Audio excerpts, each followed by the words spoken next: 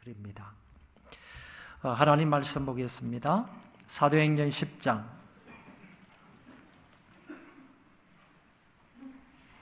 9절부터 48절인데 기니까 34절 이하의 말씀을 제가 봉독하겠습니다.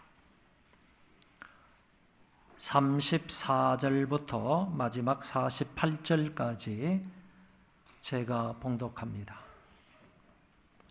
베드로가 입을 열어 말하되 내가 참으로 하나님은 사람의 외모를 보지 아니하시고 각 나라 중 하나님을 경외하며 의를 행하는 사람은 다 받으시는 줄 깨달았도다. 만유의 주 되신 예수 그리스도로 말미암아 화평의 복음을 전하사 이스라엘 자손들에게 보내신 말씀 곧 요한이 그 세례를 반포한 후에 갈릴리에서 시작하여 온 유대에 두루 전파된 그것을 너희도 알거니와 하나님이 나사렛 예수에게 성령과 능력을 기름 붓듯 하셨음에 그가 두루 다니시며 선한 일을 행하시고 마귀에게 눌린 모든 사람을 고치셨으니 이는 하나님이 함께 하셨음이라. 우리는 유대인의 땅과 예루살렘에서 그가 행하신 모든 일의 증인이라. 그를 그들이 나무에 달아 죽였으나 하나님이 사흘 만에 다시 살리사 나타내시되 모든 백성에게 하신 것이 아니요 오직 미리 택하신 정인 곧 죽은 자 가운데에서 부활하신 후 그를 모시고 음식을 먹은 우리에게 하신 것이라. 우리에게 명하사 백성에게 전도하되 하나님이 살아있는 자와 죽은 자의 재판장으로 정하신 자가 곧 이 사람인 것을 정언하게 하셨고 그에 대하여 모든 선지자도 정언하되 그를 믿는 사람들이 다 그의 이름을 힘입어 죄사함을 받는다 하였느니라. 베드로가 이 말을 할 때에 성령이 말씀 듣는 모든 사람에게 내려오시니 베드로와 함께 온 할례 받은 신자들이 이방인들에게도 성령 부어 주심으로 말미암아 놀라니 이는 방언을 말하며 하나님 높임을 들음이러라. 이에 베드로가 이르되 이 사람들이 우리와 같이 성령을 받았으니 누가 능히 물로 세례 베풀물 금하리요 하고 명하여 예수 그리스도의 이름으로 세례를 베풀라 하니라. 그들이 베드로에게 며칠 더 머물기를 청하니라. 아멘. 지난번 시간에 우리는 고넬료의 경건에 대하여 말씀을 들었습니다. 이달리아대의 백부장이었던 고넬료는 경건했다 이렇게 말씀하고 있습니다. 경건이라 하는 이 말은 하나님과 올바른 관계를 가지고 있다 이런 뜻을 가지고 있습니다. 온 집안으로 더불어 하나님을 경외했으며 늘 기도에 힘썼고 더 나아가서 구제를 많이 했다고 기록하고 있습니다. 그것이 하나님께 상달이 되었고 또한 역시 하나님 앞에 인정을 받았다고 했습니다. 이방인이었고 유대를 통치하여 치안을 유지하기 위하여 파송을 받은 장교가 유대교에 하나님을 믿게 된 것입니다. 여기에 머물지 않고 그는 이제 베드로를 통해 복음을 듣게 되고 예수를 믿고 성령을 선물로 받아서 하나님을 더욱더 높이게 되었습니다. 이 고넬료가 진정으로 회심하게 되는 이 사건의 의미가 무엇인지 오늘 본문의 말씀을 중심으로 살펴보도록 하겠습니다. 다시 말해 하나님께서 이 사건을 성경에 기록하게 하셔서 우리들에게 무엇을 알려주시고자 하셨는가? 이 물음에 집중해서 말씀을 상고해 볼 것입니다. 지난번 시간에 이미 우리가 살펴본 대로 고넬료는 환상 중에 천사의 지시를 받아서 종들 3명을 베드로가 머물고 있는 피장 시몬의 집으로 보냈습니다. 그들이 가이사랴를 떠난 시간이 오후였기 때문에 욥바로 가다가 하룻밤을 자고 그 다음 날에 그 성에 도착을 하게 되었습니다. 그때 베드로는 지붕에 올라가 유대인의 관습을 쫓아서 정오에 하나님 앞에 기도하게 되었습니다. 기도할 적당한 장소가 없으니까 자기가 묵고 있는 집의 지붕에 올라가 하나님께 기도를 드린 것입니다. 기도의 장소가 어디가 되었든지 전혀 문제가 되지 않았습니다. 그곳에서 기도하다가 하나님으로부터 환상을 보게 된 것입니다.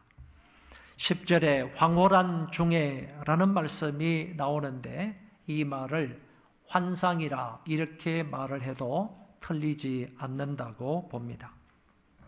이 환상이 사도행전 9장에서는 사울이라는 사람과 아나니아라는 사람을 서로 연결시켜 주었고, 이제는 이 환상이 고넬료와 베드로를 연결시켜 주는 역할을 한다는 것을 알 수 있습니다. 베드로가 본 이 환상은 내 귀에 맨 큰 보재기가 하늘로부터 내려온 것입니다. 그 안에는 4발 가진 짐승이 있고 기는 짐승도 있고 공중에 나는 것들로 가득 차 있었다고 말씀합니다. 요셉 말로 하면 큰 보자기 안에 육군과 공군이 가득 차 있었다, 이런 말로도 설명할 수 있을 것 같습니다. 그리고 그것을 잡아먹으라는 하늘의 음성이 들렸습니다. 베드로는 나는 잡아먹을 수 없다고 말합니다. 이유인즉 이 짐승들은 유대인이 먹을 수 있는 짐승 음식이 아니었기 때문입니다. 이런 짐승들을 먹게 되면 유대인들은 부정하게 되는 것입니다. 그래서 속되고 깨끗하지 아니한 것을 내가 결코 먹지 아니하겠다라고 말씀합니다. 하늘에서 두 번째 소리가 있었습니다. 하나님께서 깨끗하게 하신 것을 내가 속되다 하지 말라. 이 말씀은 이 환상의 주제인데 베드로는 이 말의 의미를 처음에는 잘 알지 못하다가 성령의 인도로 고넬료를 만나고 난 이후에 이 사실이 무엇인지를 깨닫게 되었습니다. 이런 일이 3번 있은 후 그 그릇은 곧 하늘로 올려져 갔습니다. 똑같은 환상이 3번 있었다는 것은 이방인들도 하나님의 품 안으로 들어오는 것이 분명한 하나님의 지시였고 성령님의 뜻이었다라는 것을 나타내주고 있는 것입니다. 이것은 분명 하나님의 계획 가운데 있는 하나님의 뜻이라는 것입니다. 베드로는 자기가 본 그 환상이 무슨 뜻인지를 알지 못하여 이상하다고 생각하고 있었을 때 때마쳐 고넬료가 보낸 사람들이 집 문 앞에 도착을 했습니다. 절묘한 타이밍에 손님들이 찾아온 것입니다. 그때 성령께서 베드로에게 이런 말씀을 하셨습니다. 일어나 내려가 의심하지 말고 함께 가라. 내가 그들을 보내었느니라 하시니. 고넬료가 보낸 사람들이지만 성령 하나님은 내가 그들을 보냈다, 이렇게 말씀합니다. 이 모든 일의 계획과 이 모든 일의 진행과 이 모든 일의 결과는 하나님이 주관하신다는 뜻입니다. 성령님께서 직접적으로 주관하신다는 의미입니다. 베드로는 성령의 지시로 그들을 영접하여 함께 하룻밤을 자고 다음 날 아침에 같이 가이사랴로 가게 됩니다. 유대인들은 이방인들을 만나지 않고 하루를 보낸 것에 대하여 늘 하나님 앞에 감사하던 그런 사람들입니다. 그럴 정도로 이방인들, 특별히 할례 없는 자들을 만나지 않는 것을 좋아했고 그들을 만나는 것을 혐오스럽게 생각을 했던 사람들입니다. 그런데 이제 성령이 보여주시는 이 환상으로 말미암아 그런 생각들이 깨지게 되는 것입니다. 너희들이 부정하다고 하는 그 이방인들을, 너희들이 부정하다고 하는 그 이방인들을 하나님이 깨끗하게 하신다고 하셨습니다. 하나님이 깨끗하게 하신 것을 내가 속되다 하지 말라. 이 말씀은 이방인들도 구원의 대상이 된다는 것이고 이방인들도 전도의 대상이 된다는 의미입니다. 고넬료의 보냄을 받은 사람들이 베드로가 머물고 있는 집을 찾아 베드로를 만났을 때 그들은 자기의 주인에 대하여 몇 가지 좋은 말로 소개를 합니다.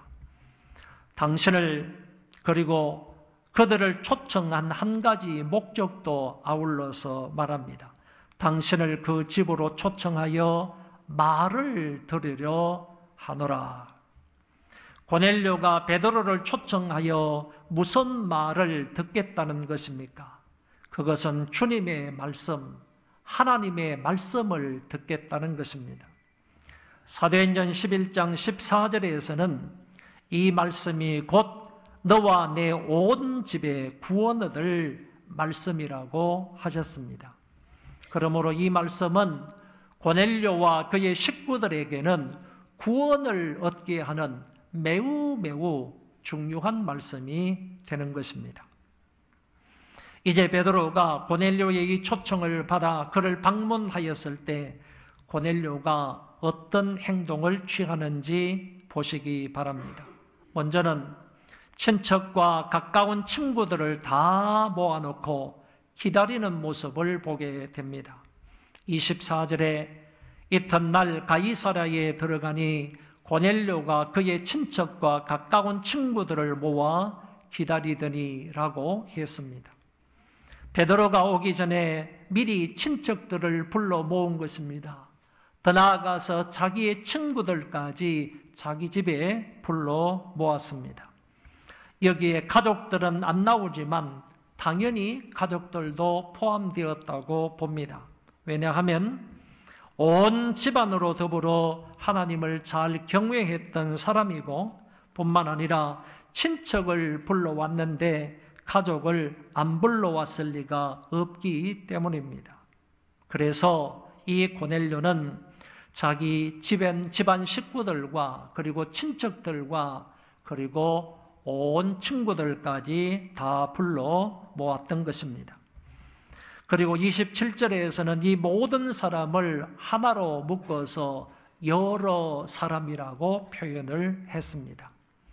고넬료가 베드로를 맞이하면서 여러 사람을 불러 모아놓고 말씀 듣기 원한 것은 이렇게 귀한 말씀, 이 귀한 말씀을 나만 듣지 않고 우리 가족만 듣지 않고 가능하면 모두가 듣고 은혜 받기를 원하는 마음 때문이었습니다. 나 외에 다른 사람도 은혜 받기를 원하는 마음이 컸기 때문에 여러 사람들을 미리 초청을 한 것입니다. 당시에는 사람을 통하여 말씀을 듣는 것이 은혜 받는 그의 유일한 통로였을 것입니다. 우리도 예배를 드리거나 집회에 참여하거나 세미나가 있으면 나만 듣고 은혜 받을 것이 아니라 여러 사람을 초청해서 함께 하나님의 말씀을 듣고 깨닫고 은혜 받는 시간을 가져야만 하겠습니다.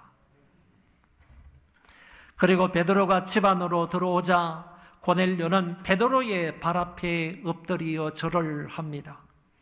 이것은 상대방에 대한 예의와 공경하는 마음의 표현일 것입니다. 그러나 말씀을 보면 그 이상이었음을 금방 알 수가 있습니다. 마침 베드로가 들어올 때에 고넬료가 맞아 발 앞에 엎드려 절하니 베드로가 일으켜 이르되 일어서라 나도 사람이라 하고 고넬료는 베드로의 발 앞에 엎드려 절했습니다. 단순한 존경이 아니라 경배와 숭배의 수준이었습니다. 그래서 이것을 알아차린 베드로가 일어나라, 나도 사람이라고 말했던 것입니다. 신처럼 나에게 경배하지 말라는 의도가 들어있습니다. 그처럼 고넬료가 베드로를 깍듯이 예우하고 영접을 했다는 것입니다. 그런데 사실 조금만 생각해 보면 고넬료의 이런 행동들은 불가능한 행동임을 알 수 있습니다. 왜냐하면 지금 고넬료는 이달리아 부대의 백부장이며 이 나라와 민족을 통치하기 위하여 온 로마의 장교였습니다. 거기에 비해 베드로는 한낱 유대인이며 피지배국의 종교 지도자일 뿐입니다. 이런 자에게 무릎을 꿇어 경배하듯이 하는 것은 분명히 이해가 되지 않습니다. 그럼에도 불구하고 고넬료는 그 베드로 앞에 엎드려 절을 한 것입니다. 교역자를 맞이하는, 하나님의 종을 맞이하는, 하나님의 말씀을 갖고 있는 사람을 맞이하는 고넬료의 이 태도와 마음을 여기에서 잘 볼 수가 있는 것입니다. 신분과 자기의 지위를 생각하면 이럴 수 없었지만 그럼에도 불구하고 고넬료는 너무나 멋진 모습을 우리에게 보여주었습니다.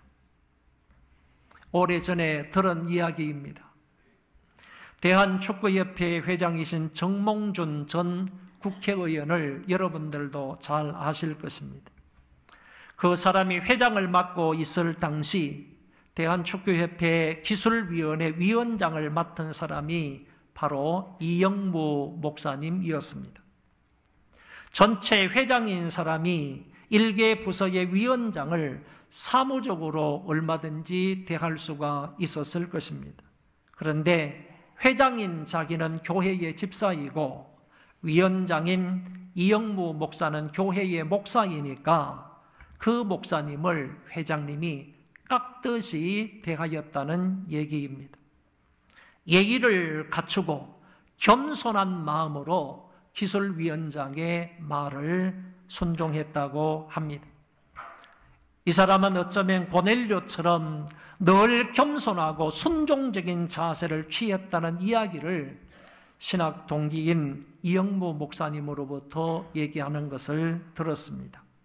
여러분, 오늘 여기 고넬료는 베드로를 영접할 때 정말 진정한 예의를 갖추어서 그 사람을 존경하는 마음으로 자기의 겸손한 모습을 표현했던 것입니다. 이제 베드로가 고넬료를 일으킨 이후에 자기가 이곳에 오게 된 배경을 상세하게 설명합니다. 유대인으로서 이방인과 교제하는 것이 위법인 줄 알지만 하나님께서 내게 지시하셔서 왔다고 하면서 무슨 일로 나를 불렀느냐고 질문합니다. 이 이야기의 고넬료는 환상 중에 있었던 자초지정을 상세하게 설명을 합니다. 그리고 우리가 이곳에 모여서 당신을 초청한 것은 주께서 당신에게 명하신 모든 것을, 모든 말씀을 듣고자 함이라고 했습니다.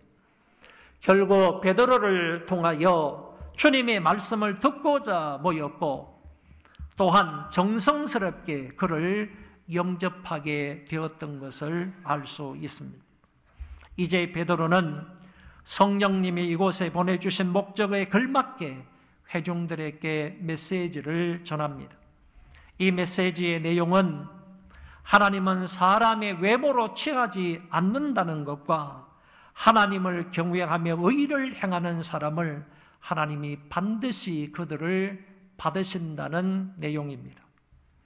내가 참으로 하나님은 사람의 외모를 보지 아니하시고 각 나라 중 하나님을 경외하며 의를 행하는 사람은 다 받으시는 줄 깨달았도다. 여러분, 우리의 하나님은 진실로 사람의 외모를 보지 않습니다. 그 사람이 유대인인지 아니면 이방인인지 가리지 않습니다. 황인인가 흑인인가 백인인가를 보시지 않습니다. 남자인가 여자인가를 보지 않습니다. 늙었는가 젊었는가 이것을 보지 않습니다. 지식이 있는지 없는지 이런 것을 구분하지 않습니다. 각 나라 중에서 하나님을 경외하는 사람은 다 받아들이시는 하나님이 있습니다. 그러므로 사도행전 2장에서는 모든 먼데 사람이 구원을 받으려면 먼저 유대인이 되고 다음에 그리스도인이 될 수 있다고 이해했는지 모르겠지만 여기서는 그런 게 아니고 구원을 받으려면 중간 단계로 유대인이 될 필요가 없이 예수 그리스도를 믿기만 하면 그 사람이 구원을 받는다는 사실을 깨닫게 된 것입니다. 누구를 보고요? 곧 고넬료를 보고서 이 사실을 알았다라는 얘기입니다. 그리스도 예수는 고넬료처럼 이방인도 능히 구원하실 수 있는 분이십니다. 그리고 베드로는 계속하여 모인 사람들에게 성경대로 예수 그리스도는 죽으시고 예수 그리스도는 부활하셨음과 그를 믿으면 누구든지 죄사함을 받게 된다고 하셨습니다. 그를 믿는 사람들이 다 그의 이름을 힘입어 죄사함을 받는다고 강력하게 말씀하신 것입니다. 베드로가 전한 이 메시지는 지금도 진리입니다. 아니, 이 세상 끝날까지 이 말씀은 진리입니다. 그러므로 이 자리에 계신 여러분들 예수 그리스도를 진실로 믿으시기를 바랍니다. 그리하면 그 이름으로 죄사함을 받는다고 하셨습니다. 죄사함을 받게 되면 그 안에는 참 자유가 있고 마음의 기쁨과 평강을 누리게 됩니다. 이런 은혜가 모두에게 있기를 축원합니다. 베드로 사도가 이렇게 고넬료의 초청을 받아서 그에게 몰린 사람들 앞에서 분명한 메시지를 전파하였을 때 어떤 결과가 나타났습니까? 성령이 말씀 듣는 모든 사람들에게 임하였고 모든 할례자들은 이방인에게 성령 부어주심에 놀랬다고 했습니다. 마치 오순절과 동일한 사건이 이곳에서 일어났습니다. 유대인들이 제일 먼저 성령을 받았습니다. 그 다음에는 사마리아 사람들이 성령을 경험했습니다. 그리고 이제 고넬료의 친척과 친구들, 즉 이방인들이 성령을 경험하게 된 것입니다. 오순절 때는 기도함으로 성령을 받았습니다. 사마리아 사람들은 안수를 받음으로 성령을 경험했습니다. 오늘 본문에서는 단지 하나님의 말씀을 듣는 중에 성령을 체험하게 되었습니다. 지금도 우리가 기도함으로 성령 받을 수 있습니다. 안수함으로 성령을 받을 수 있습니다. 그러나 가장 좋은 방법은 고넬료처럼 하나님의 말씀을 듣는 중에 성령을 받는 것입니다. 본문에서는 특별히 그리스도를 구세주로 믿었던 이방인들의 회심에 대한 확실한 증거로 성령이 임재하신 것입니다. 그들은 또한 방언을 말하며 하나님을 높이게 되었습니다. 성령의 은사가 임하였다는 말이고 하나님을 찬송함으로 여호와를 높이게 되었다는 말입니다. 그리고 베드로는 그들에게 세례를 베풀므로 주의 백성이 되었다는 외적인 인침을 하게 됩니다. 47절에 이 사람들이 우리와 같이 성령을 받았으니 누가 능히 물로 세례 베풀물 그 말이요. 이 말씀은 이방인들도 회개하였으니 세례받을 자격이 있다는 뜻입니다. 유대인들뿐만 아니라 이방인이라 할지라도 진정으로 회개한 그 사람은 충분히 세례받을 자격이 있다라는 뜻으로 말씀하셨습니다. 여기서 우리는 적어도 다음에 두 가지 태도는 배격해야 합니다. 배격해야 할 두 가지 사항이 무엇인가 하면은 먼저는 이미 성령을 받았으니 물세례 같은 것은 불필요하다 하는 것을 배격해야 합니다. 앞에서도 말씀을 드린 것처럼 세례를 통하여 이들이 주의 백성이 되고 성령을 받았다는 외적 표가 되므로 물세례가 필요하다는 것입니다. 다시 말해서 성령을 받은 사람에게도 외적인 표로 물세례를 줄 필요가 있다, 그런 얘기입니다. 다음은 성령을 받은 것이 분명한데도 이방인이라는 이유로 세례 주는 것을 주저해서는 안 된다라는 얘기입니다. 베드로가 여기에서 세례를 베푼 것은 물론 다른 사람이 세례를 주었을 가능성도 있습니다. 그 사람들이 세례를 준 것은요, 유대인과 이방인의 차이를 철폐한 행위가 되는 것입니다. 그러므로 성령을 받은 분명한 증거가 있어도 물세례를 받을 필요가 있다는 것이며 그 대상으로 어느 누구이든지 차별을 두어서는 안 된다는 사실을 가르쳐주고 있습니다. 누가는 이 사실을 바로 고넬료를 통하여 우리에게 보여주고 있는 것입니다. 그리하여 고넬료는 유럽 최초의 이방인 그리스도인이 되었습니다. 다시 말씀을 드립니다. 고넬료는 유럽 최초의 이방인 그리스도인이 되었다는 것입니다. 지난번 설교의 고넬료는 단지 유대교 하나님을 믿었던 사람이었다면 이제는 삼위일체 하나님을 믿는 이방인 기독교인이 되었습니다. 그래서 고넬료는 이방인 선교의 마중물과 같은 역할을 감당하게 되는 것입니다. 이 마중물이라는 말을 영어로 calling water라고 합니다. 물을 부르는 것, 물을 부른다, 이런 뜻을 가지고 있는데, 물을 부르는 것 또는 물을 부르는 물이 calling water입니다. 마중물이다, 그런 얘기입니다. 물을 부르는 그 물이 마중물이듯이 이제 하나님이 고넬료를 부르신 것처럼 계속하여 이방인들을 부르시어 당신의 백성 삼으시겠다는 말씀입니다. 고넬료가 회개한 사건의 가장 중요한 의미는 믿음으로 깨끗해진 이방인을 유대인이 부정하다 할 수가 없다는 것입니다. 하나님이 깨끗하다 하신 것을 사람이 부정하다 할 수가 없습니다. 하나님은 유대인이든 이방인이든 외모로 취하지 않는 분이십니다. 또한 믿을 때 성령을 주시는 것도 유대인이든 이방인이든 차이가 없다는 것입니다. 고넬료처럼 비록 이방인이라 할지라도 말씀을 듣고 예수 그리스도를 믿으면 구원을 받고 성령을 선물로 받는 것입니다. 여기에는 어떤 인종이든 차별이 없습니다. 어떤 성을 가지고 있든지 차별이 없는 것입니다. 결국 베드로에게 주어진 계시는 이제 민족이나 종교적 배경과 관계없이 모든 사람에게, 유대인들에게만 구원을 베푸시는 것이 아니라 모든 이방인들에게도 구원을 베푸신다는 사실을 말씀하고 있습니다. 그 한 신뢰로 누가는 이방인 군인이었던 고넬료를 들어서 말씀하신 것입니다.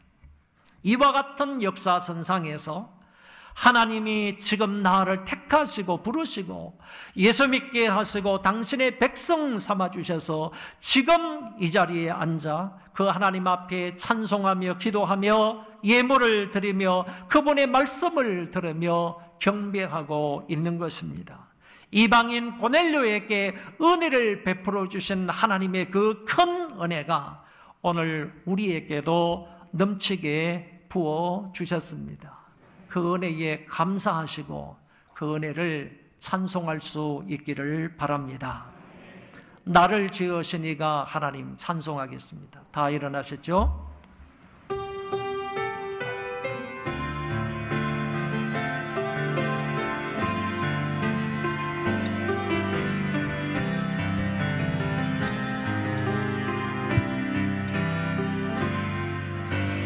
지으신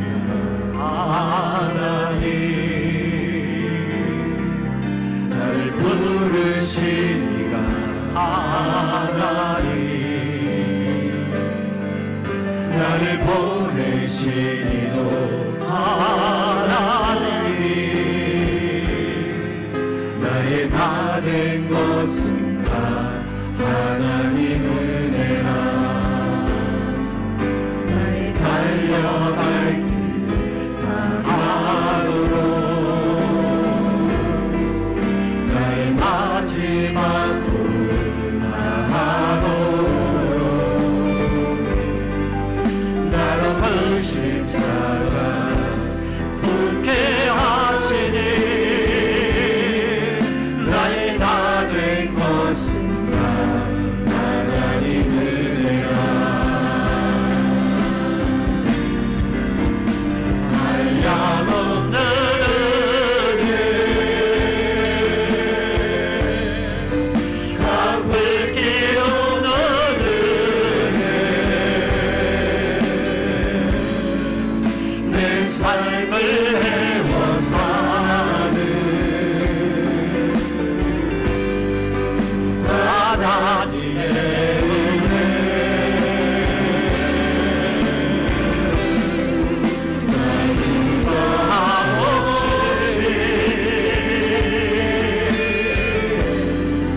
그 땅을 밟아도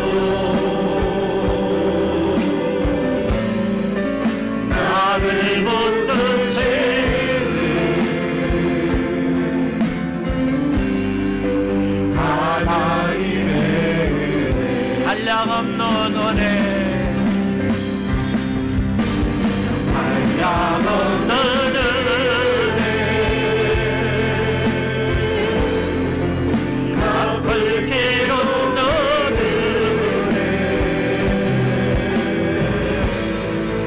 내 삶을 해워 사는 하나님의 은혜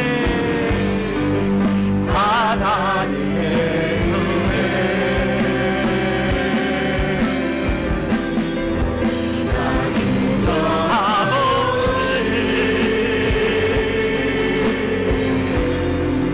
그 땅을 밟고도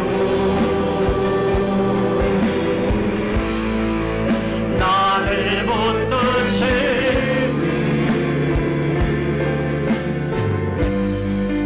하나님의 은혜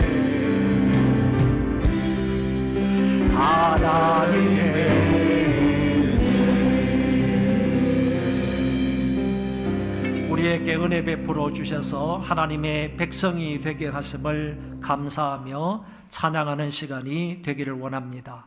우리 다 같이 이 주제로 통성으로 기도하겠습니다. 하나님 아버지